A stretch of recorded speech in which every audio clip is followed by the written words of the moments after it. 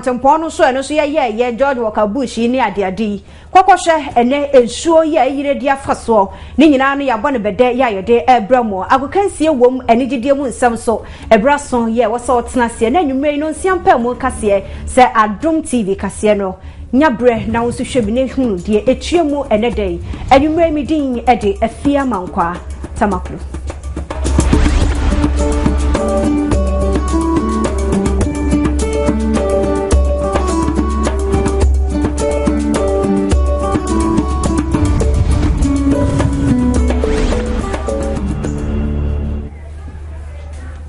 afe yemamu akwaba na yenhwe sede ensem no munchemu no etie ennanyi wani kwhwa de Malam Junction wona nyagro kwan ya ye yenche yakura no ayi afro ene gusuo kwan nyina yiri won ma free emfifi mantamu ntime emmankran ha won so free nkran entime enko mfifi mantamu ene sanya Malam Junction no so honom ene nsuo ye afefi ya ye de dimu ayi ayiri dia fa honom a ene ya mane bafo kọ hokohwe ye no na nyagro cars ni na pake fi so du hu nchem enso na bemmemo so wo ye ni patie akra sa abna yi Adom sa akra re betimi afa akra ya sansem we no jasa beto ho no na aye ade bia ani edene na Malam Kasee kwantempon no so na nya won kwa na ade ani ekyereye na mom wodu ani ekyere abeka Junction de eba police training depot ho no so a ho so monyo telecom university ho no kwa ni nyina enso na age de aboso na no atwi so no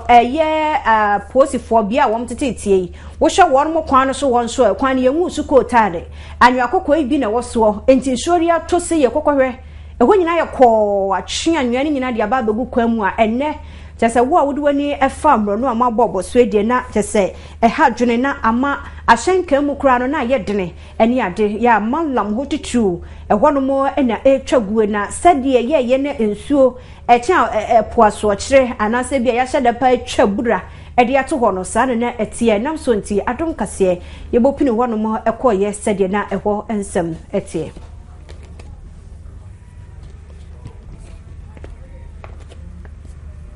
Nonsiampa mu Kasee na wo hwe no ewa Adom TV eso yento so na yenkonsem foforo mu ene obetie ye so obi anya akoma yare ene obetie ye se yade we yakumwei obi okrampa bi osore ye kura wante se bia ne ti anase bia ne senkura ye ne ya nanka wakase o we de wayare ba abosome na wotwintie ne ba mo wood na pakan Kasee ne fa no kura nye news bi asa na se de Ghana fa wo se ye ahodaso ne ye ahwe yie jese ni pedi yewu nanso ye hunu ene san fish ya wie se jawe yi ensomu na na se enam no moja ibi ti se nantwie no ni ade a ene ye beka se bia wo mu beye duro no ni ade ntini pa dodo no apɛ fish pa ensomu nam wie na hwe ne hwe ho yie enti ye no e ba no nye de ye nya kakre pa no ya wo mo confirm wo mo angasa wo mo yie ensomu ne ma confirm wo mo endinai no na se otimu sane ma ha ene ma agensemu de me bekan asefem na ebe onwanwa wo bedwire won so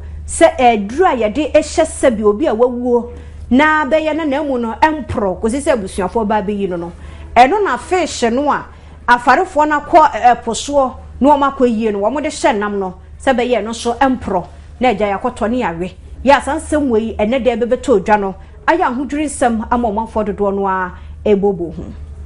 Yeni kire atoye mentemu ni nkra ba beto bia nse sa bro dia udro bi ehwe ne se fema ne se dru se ba se ne hwe ni ko ne de sa no se de be ya eni ni nsenye na ni bi ni pa okopo kokoyi man de kokoyi man sa so na wona so de lemon ba obeto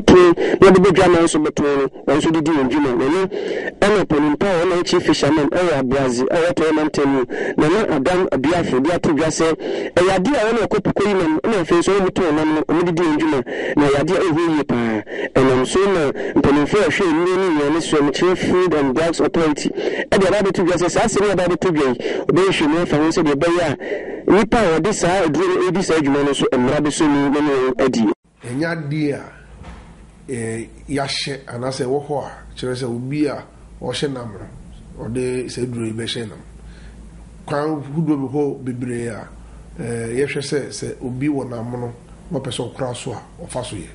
ibeni se wo de nam no be fridge mu ibeni se wo de ice be guso and also say ye be ho enam no and say ye be toto enam no and say kwambia wo de be fa so a enam no enko say no the last resort in the same nipa no beshe money the pass afei no ye dey duro e kanam no se ne be ya se nipa wewu no se ne be ye enam no betena se America credit se emperor na se enkose no eno no e bibia e ha bi san se enuru na se dia wode ehye sa enam no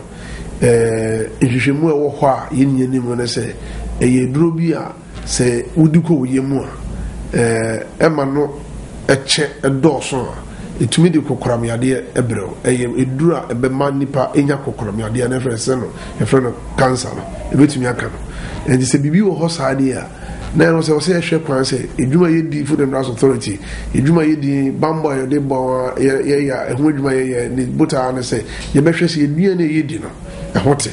and se obi di bibi be kokoka eduane no emasa ohawi abade a na di oye ne kese ke pa na eba beto Ghana manfo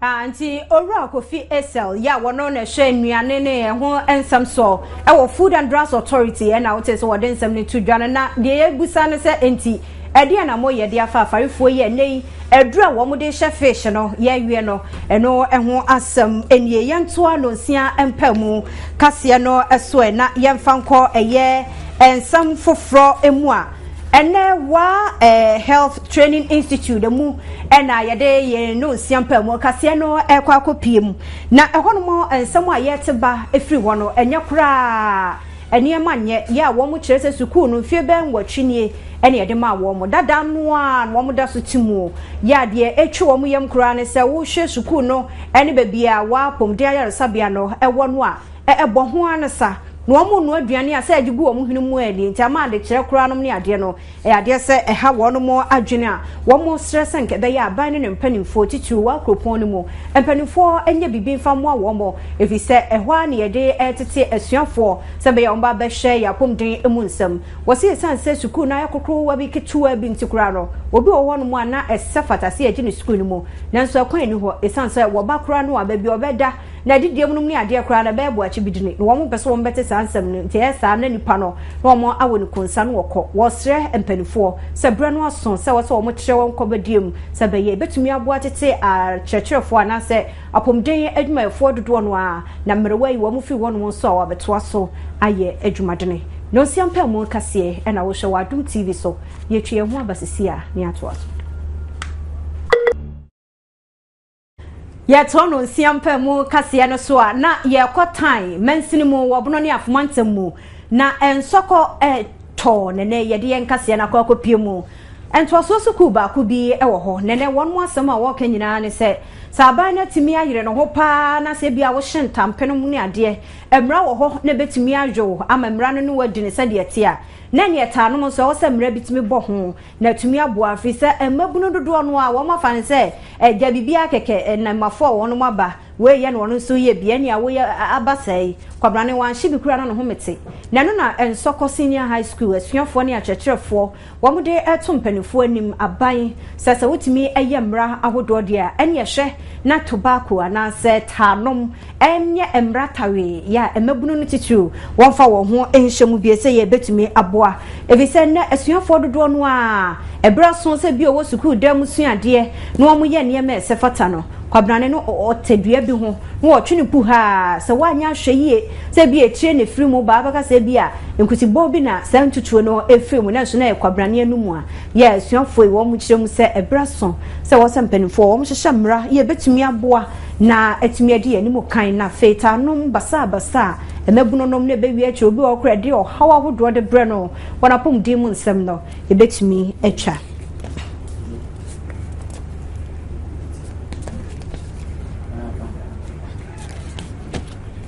yama mo akwa aba no nsiampa mu kase e na wo hwane ye free time anasa bono ne afomantem mu a ye twe ho na ya ba hye no so se de awokansie ebebra mu na afa ye hwe se de anyi didie emu ensam so tie na afa ya kwhya pom di mu nsam so tam kutwi ye basisia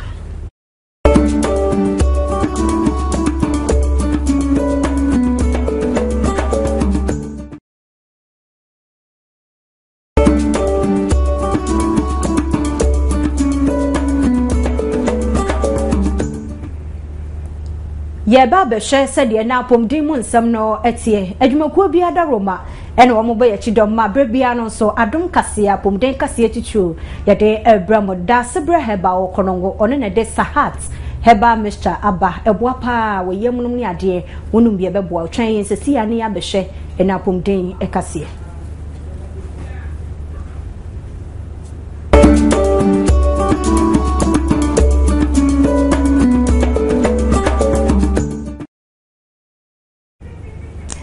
Ena pomden Kasee de ne ye dwendwen ho ana ye ne adokotafo ache ye a wo de emma ye hypertension ana se mojabro so sa ya reati we ni makora ni mpanini obi etimi cheno na ye dai ena ebi a wonam ho no mo aye se wanya mojabro so enti ehun sunsun so ni ye ne adokotani adum komo wa cheche ye mu ohaw awodo a edebre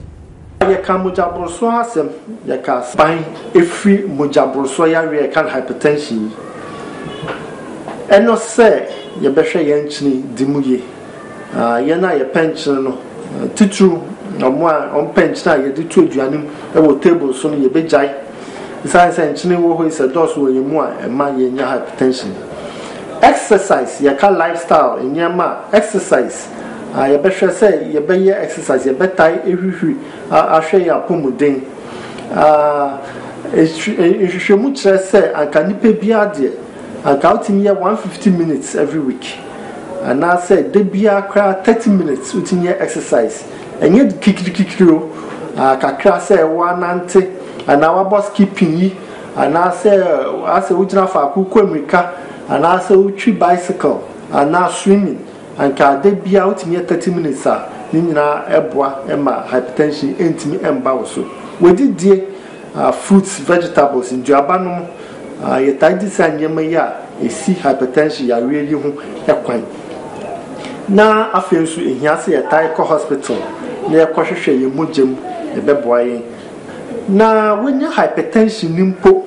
sa ensema makeken ya wudi so a e beboa ama ya re no wetimi amaneji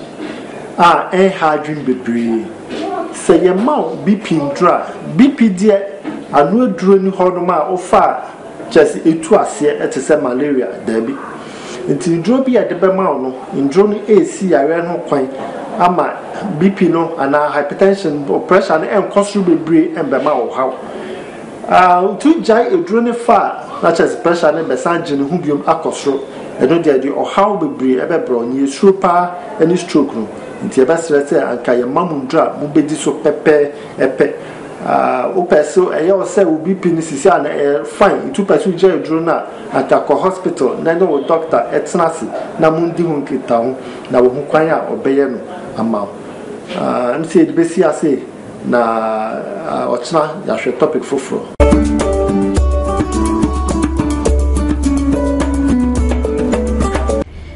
yama mo akwa ba fe ye ba be hwe se de agokansie mu nsam no etie Emmanuel Kusimensa abaka yensa wa ha na yenhwe se ne hwe be sa akwa hwe carbell cycling tour no ana se bia Morino eja wasa san aba Chelsea ni bi mu eno kra na make hwe United all the way eno de be twa mu keke nti Emmanuel Kusimensa e ba be kan ho se de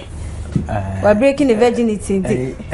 Morino ndi oba obasesa nema. Oba ojidi omo. Omani abre odi esi aba no kwa na. Ma ni jaba. Na fo wi na ni ajipa se osane ma kesa. Ye na ehomra ne me fa wo kansi.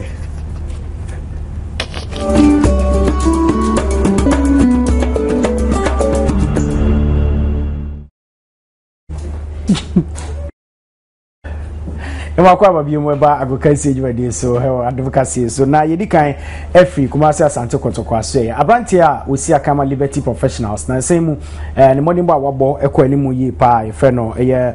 Kennedy Ahia o abranti a sisi a asante kotoko ehwemu abeto dwa kire se omani di nachi se womunya na wompe se obesi akan emfa emomo obehwa Ahia yi abranti a na 20 bobukoi womu akansi a omusisi na semu omukọ Africa ne ade nyina no wono ene boa ye titu egu shemu oya branti bia ne bonimbo akonkan e Global Premier League nima embanifo a wokotoko ehwe so mbitimenya no na obesi akan e dia ma wo abi a enti afi MTN Fake Up Finance no Kumasi Asante Kotoko ene Mediema ene de bepem so a sakasi no emo bedem pa na wotwetwa mu yi na Mediema fo ene House of Folk fo de pem so Kumasi a Mediema kire House of say yes loko wo ye je etwa na kaminu ma House team baako sabe krona so no na Kumasi Asante Kotoko enso achi Amidaus Asha Class Post mo ye mo mu hwomo kamyensa mo team baako ano na ama Mediema fo ne Kotoko fo e de kansi ne betimi apem so no FA Cup for ene womodi ababa to dwa se sikabotin 30,000 Ghana cedis in sabedi womodi ato ese wo betimi apagya kuru wakese no fa kofi ne fa kwete wo kaso bi we e kire se new adubiase for modi nkunim afie atwa mu nya 25,000 Ghana cedis na gese mpani for e de kakra pe so se na ba bibia betimi akonkan wo hwe enkomodi e de betoto place ne mpani for kuma baya aduase num na se kwambia so afi mpani for ni abrepa o se ombema FA Cup no so atimi akonkan wo mo mbeto so mienu no so mpani for pa kire se 15,000 Ghana CDC and na yede be mo na chese wamo so de ate omo kaso bi when in some koso ewo Sante Kotoko aseye omone Kennedy ahia ne ho nsensema asori eba no yefre no so na yahwe se ne yedi kan ehwe ne kan ho asem no America ka choro da se MTN FA Cup no ho nsem na yate se wohwemu a sika bote 30,000 na mpanifo ewo MTN FA Cup na so yede atudwa se de obedi nkunim ewo sa kansi mu no obenya afri mu sisi ade Sante Kotoko edu final sa one Mediema na bebo hu de obedi nkonim ewo mu se akobasa Kotoko eje eye MTN FA Cup no sanje eye Global Premier League ni sine na so dia na chese waji mienu ni nyina a chese Africa eye Champions League ni Confederation Cup no emu baako na wo so woko na afi dia one no ebebo finals ewo eye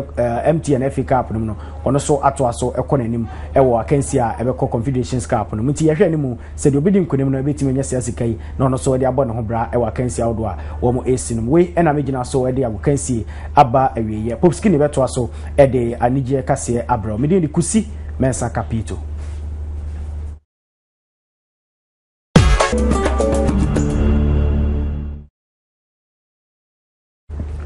within the Popskini bebre na family reses from me Popskini me waye de na ye anije kase a emu yehwam na mede bre na enra ana Nigerian Entertainment Awards wopa hontama na wonga nomination eka won ene sakode efia R2Bs any Fuse ODG a won wo begine mama Ghana enra mekoja madam for small boy bi owi ewe kropong na me wo small boy ba kwayi ana me sante say another brother from another mother a film na enra na me say eyi Sunday de em say nije kakra won because wa kosio nipa na me Sunday ne de eye ba say if say lyrical monster owo icons eye Zizu Kweku Zizu and lyrical monster and wo form icons group no na some musicians wo tema enra ana obaku film eye lyrical monster yenyina ye friend Kweku abode se na yentie mu nsem